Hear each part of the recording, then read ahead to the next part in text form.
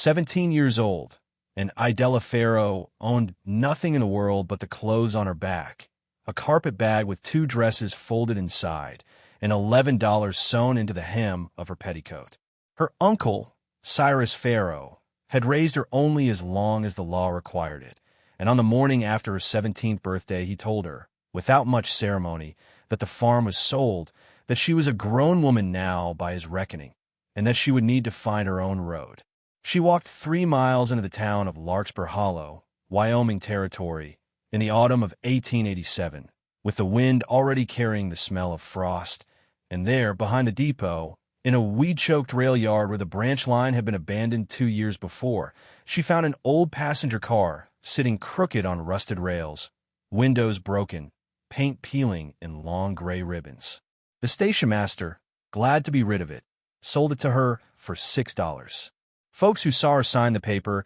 called it the most foolish $6 ever spent by a girl with nothing left to lose. But beneath one of the car's rotted velvet seats, wrapped in oilcloth and tucked where no thief or scrapman had thought to look, there waited a journal, and in its water-stained pages lay a secret that would not only change the shape of Idella Farrow's life, but would restore, after 26 long years, something the whole town of Larkspur Hollow had quietly grieved the loss of and never dared to speak of aloud. Settle in, and let us tell you the story of Idella Farrow.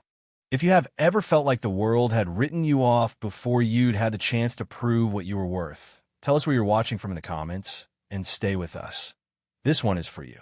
Idella had not always been alone. She had been born in the spring of 1870 in a sod house on the eastern edge of the territory, the only child of Malcolm and Ruth Farrow, and though the family had never possessed much in the way of money, they had possessed something Idella would later understand was rarer, a kind of careful, patient attention to the world around them. Her father clerked at a dry goods store in the nearest town for a time before he and Ruth took up a homestead claim, and it was from him that Idella learned her figures, sitting on an overturned crate beside the counter, while he taught her to add columns of numbers in the dust with a stick, to check a ledger for an error the way a doctor might check a pulse, patiently, without panic, trusting that the mistake would reveal itself if she simply looked long enough and did not look away. Her mother, meanwhile, was a seamstress of uncommon skill, the kind of woman other women rode for miles to consult about a hem or a collar. And it was from Ruth that Idella learned patience of a different sort,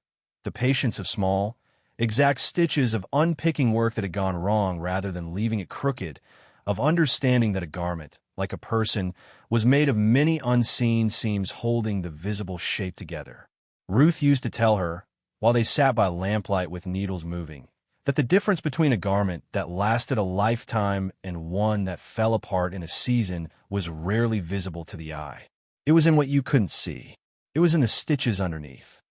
Idella grew up plain and quiet and watchful, the sort of girl who noticed things, a wobble in a wagon wheel before it broke, a change in a neighbor's tone before an argument came, a coin that didn't quite match the others in a jar. She was not beautiful in the way that drew attention at a dance, but she had a steadiness to her that older women trusted and younger children liked. And by the time she was 14, she was doing piecework sewing for half the families within riding distance, and keeping her father's accounts as neatly as any clerk twice her age. Her parents were proud of her in the unshowy way of people who did not have much to be proud with, and they told her, more than once, that a person's worth was not printed on them like a price tag, that the world often mistook what was plain and worn for what was worthless, and that a wise person learned to look past the surface of a thing before deciding what it was good for. It was a lesson that would return to Idella many times in the years ahead, though she could not have known, sitting at her mother's knee with a needle in her hand, how directly it would one day save her. The fever came through the territory in the winter of 1885, moving from homestead to homestead the way a rumor moves through a town, and it took Malcolm Farrow first, and then, 3 weeks later, took Ruth as well, leaving 15-year-old Idella alone on a claim she had no legal right to hold and no money to prove up. Her father's younger brother, Cyrus, arrived within the month to settle the estate, as was his right and his duty under the law, and for 2 years Idella lived under his roof, cooking and sewing and keeping his books in exchange for a bed in the loft and a place at his table. though it was made clear to her from the first week that she was a guest there and not a daughter, and that the arrangement would not extend past what the law demanded of him. Cyrus Pharaoh was not a cruel man in any dramatic sense. He did not raise his hand to her, did not shout. But he was a man who counted every cost, who saw the farm and everything on it purely in terms of what it could be turned into. And Idella came to understand, over those 2 years, that he had been waiting only for her to reach an age where he could call his obligation finished. When the sale of the farm came through in the fall of 1887, the money going to pay off debts Idella had not known her father carried, Cyrus handed her $11 from what remained, told her she was a capable girl who would land on her feet, and put her on the road to Larkspur Hollow with the same brisk finality he might have used to settle up with a hired hand at the end of season. He did not look back as he drove away. Idella stood in the road a long while before she picked up her carpet bag and started walking, and though she would tell people in later years that she had not cried that day, the truth, which she told to almost no one, was that she had cried the whole 3 miles,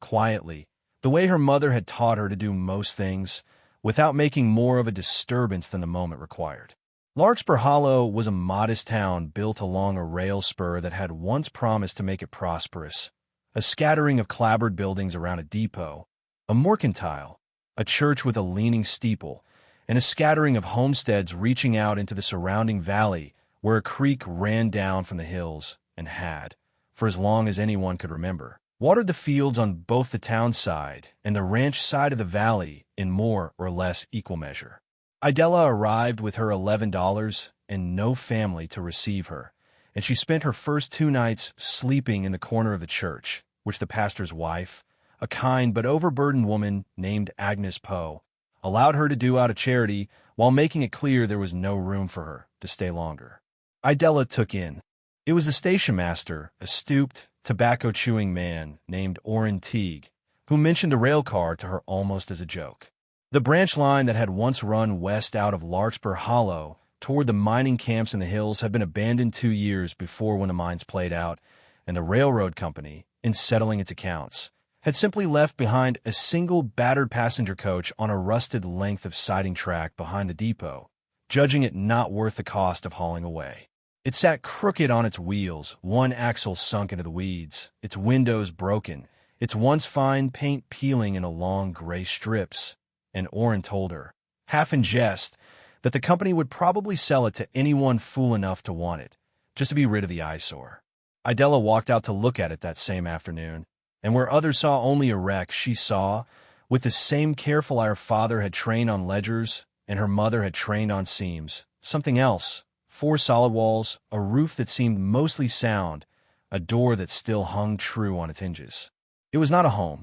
but it could become one, with enough patience, and patience was the one thing Idella Pharaoh had never lacked. She went back to Orrin Teague the next morning and offered him $6 for the car and the small patch of siding it sat on, more than half of everything she had left in the world, and though the railroad's regional office in Cheyenne technically owned the abandoned line, Orrin, who had grown fond of the quiet, hard-working girl in the weeks she'd been in town, agreed to draw up a bill of sale himself and square it later with the company, who he suspected would be glad to have the matter off their books entirely. Word of the sale went round Larkspur Hollow within a day, and Idella heard the whispers even when they weren't meant for her ears, that the Pharaoh girl had thrown away good money on a rotting rail car, that she'd be sleeping in a tin can by winter, that desperation made fools of E.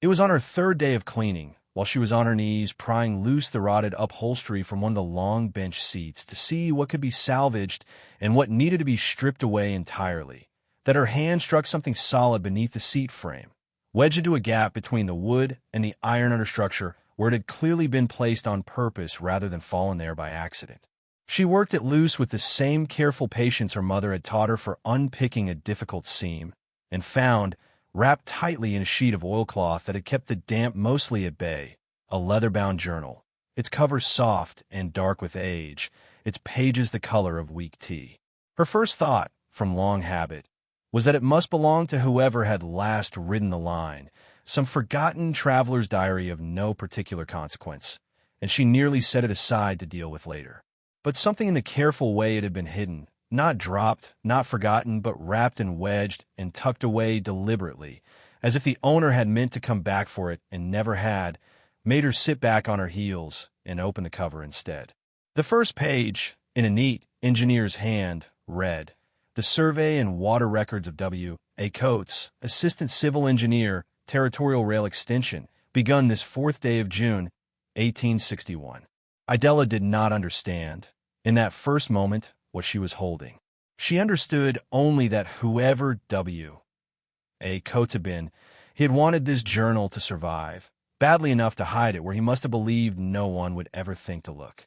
Over the following days, whenever her hands were free from the endless work of scrubbing and patching and making the rail car livable before the first hard frost, Idella returned to the journal, reading it a page at a time by lamplight, the way her mother had once taught her to work through a difficult pattern, slowly, without skipping ahead, trusting that the whole would make sense once she had seen every part of it. Warren Absalom Coates, she learned, had been a young civil engineer sent out from the railroad's eastern offices in the summer of 1861 to survey the proposed branch line through the valley that would one day hold Larkspur Hollow, and his early entries were full of the ordinary business of surveying, elevations, distances, notes on soil and grade, until partway through the summer, his writing changed in tone, growing careful and guarded in a way that made Idella lean closer to the lamp each time she read it. Coates had been tasked, as part of his survey, with mapping not only the rail grade, but the creek that ran down through the valley, since the railroad charter required it to establish clear water rights for any settlement that might grow up along the line. And in doing so, he had documented, in careful surveyor's notation, that the creek's flow had been legally and permanently apportioned in equal shares between the homestead lands on the eastern side of the valley, the side where the town would eventually stand, and the grazing lands to the west. He had filed this original survey, he wrote, with the Territorial Land Office in the autumn of 1861, and had thought his work finished. But the entries that followed told a different and darker story. Coates recorded, in the cramped, careful hand of a man, writing something he feared to have found at all, that he had returned to the valley the following spring to complete a final grade survey and discovered that the filed water apportionment had been quietly altered, not by any change in the creek itself, but by a second survey, submitted after his own and bearing a signature disturbingly like his own, that reassigned the greater share of the water to the western grazing lands, the lands that had, in the months between his two visits, been claimed and fenced by a rancher named Otis Grissom. Coates wrote that he had gone to the land office to correct the record and been told, politely but firmly, that the amended survey was the one on file, that questioning it would require proof he could not easily furnish, and that a man newly employed and far from his superiors in the East would do well to consider carefully before making an enemy of a man as prosperous and well-connected as Otis Grissom. Coates's final entries, dated late that same spring, grew shorter and more anxious, describing threats he would not name outright, and a decision to hide his original field notes and this journal somewhere Grissom's men would never think to search,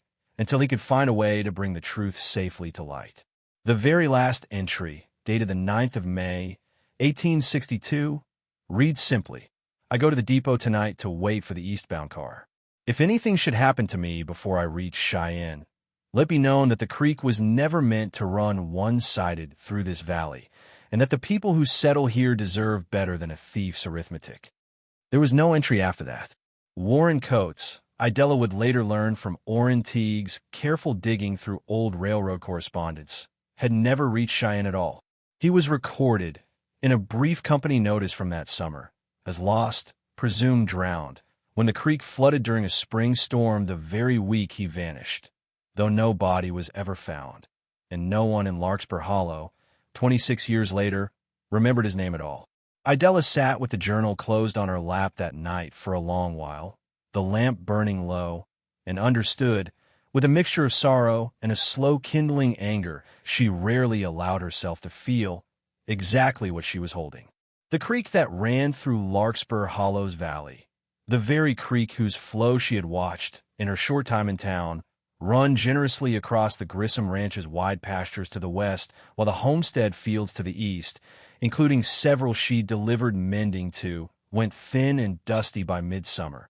had been stolen quietly and legally 26 years before from the very families who were meant to have it. And the man who now held the Grissom Ranch, a broad, well-dressed, soft-spoken man named Silas Grissom, Otis's only son, sat on the town council, financed half the businesses on the main street through loans he was quick to call in when it suited him, and was, as Idella had already begun to learn from careful listening, the very man whose bank had foreclosed on her Uncle Cyrus's farm 2 years before, forcing the hurried sale that had put $11 in her hand and sent her walking to Larkspur Hollow in the first place. The threads of it tangled together in her mind that night in a way that frightened her a little, the way any large truth frightens a person who has learned to expect small ones. She did not act rashly, because rashness was not in her nature, and because she understood, from the very pages she held, what had happened to the last person who had tried to correct this particular wrong too quickly and too loudly.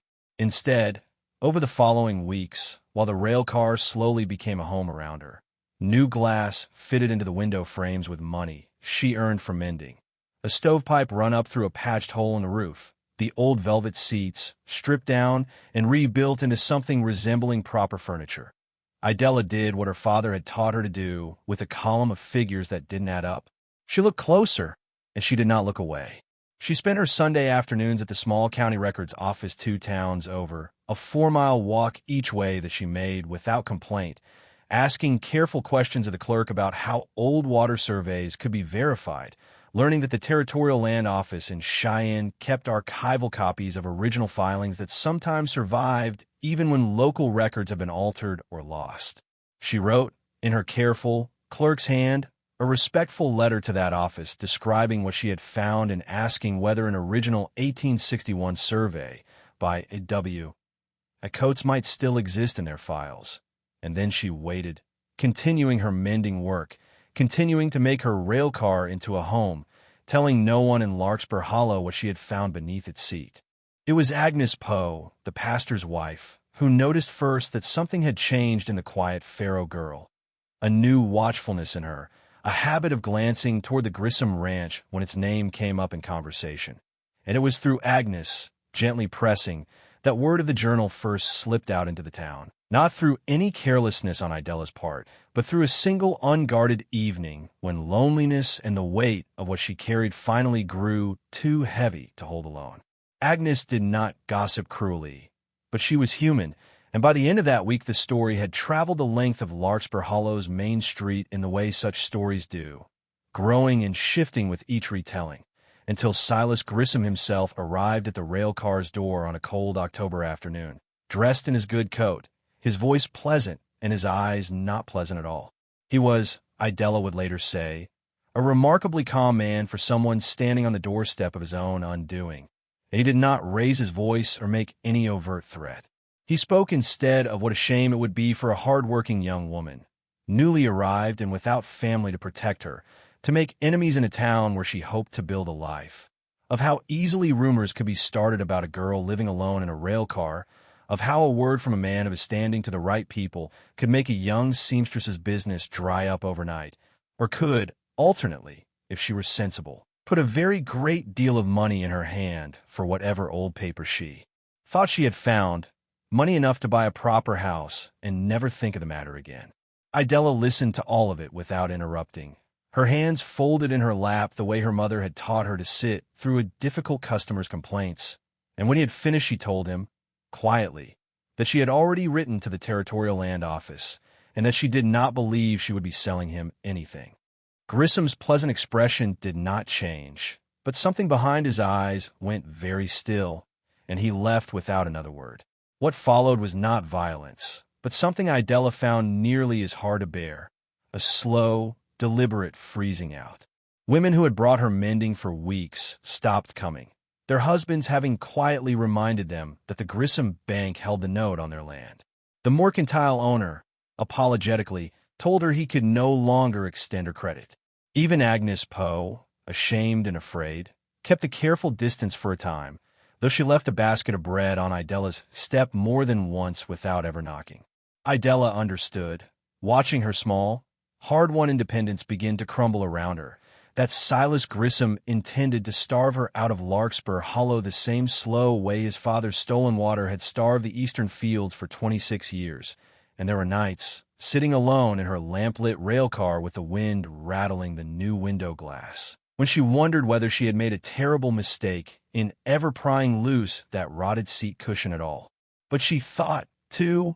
of her mother's needle finding its way through cloth in the dark, of stitches made small and sure and patient even when the fabric fought back, and she thought of her father's voice telling her that a mistake in a ledger would always reveal itself to a person who simply looked long enough and did not look away. She did not stop looking. She kept her small savings carefully, took in what little mending still came her way from families brave or defiant enough to ignore Grissom's quiet pressure, and waited for a reply from Cheyenne with a patience that cost her more than anyone in Larkspur Hollow would ever fully know. The letter came in the second week of November, carried out from the depot by Orrin Teague himself, who had grown, over the preceding weeks, into something like a quiet ally, watching the whole affair with the particular sympathy of a man who had spent his life around railroads and had no love for the Grissom family's habit of treating the whole valley as an extension of their own ranch. The land office in Cheyenne confirmed, in careful bureaucratic language, that an original 1861 survey filed under the name W. Coates did indeed exist in their archives, apportioning the valley's creek water in equal shares between the eastern and western claims, and that this filing predated, by several months, the amended survey currently recorded at the county level.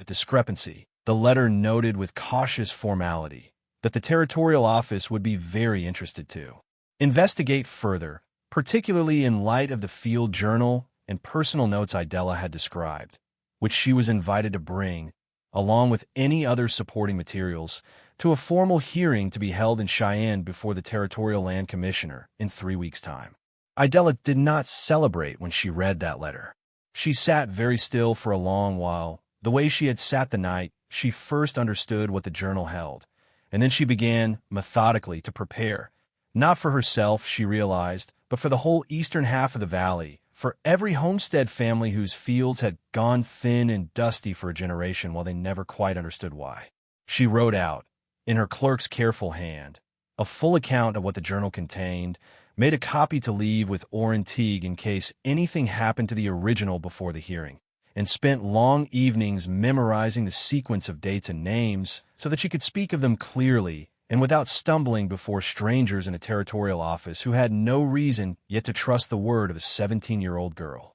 With a rail car for a home, Silas Grissom, for his part, did not sit idle. In the days before Idela was due to leave for Cheyenne, he called a hasty meeting of the town council in the back room of the Mercantile, and though Idela was not invited, Agnes Poe, finally shedding her fear in an act of courage Idela would remember for the rest of her life, slipped word to her afterward of what had been said. Grissom had argued that the girl was unstable, grief-addled by the loss of her parents and her home, prone to fanciful stories, and that the town would do well to distance itself from her claims before she embarrassed Larkspur Hollow in front of the territorial office. He had proposed, further, that the council issue a statement supporting the current water apportionment as settled and long-standing, a statement that would carry considerable weight in Cheyenne if it arrived before Idela did. It was Orrin Teague, standing quietly at the back of that meeting, who spoke up in a way no one expected of the stooped, tobacco-chewing station master,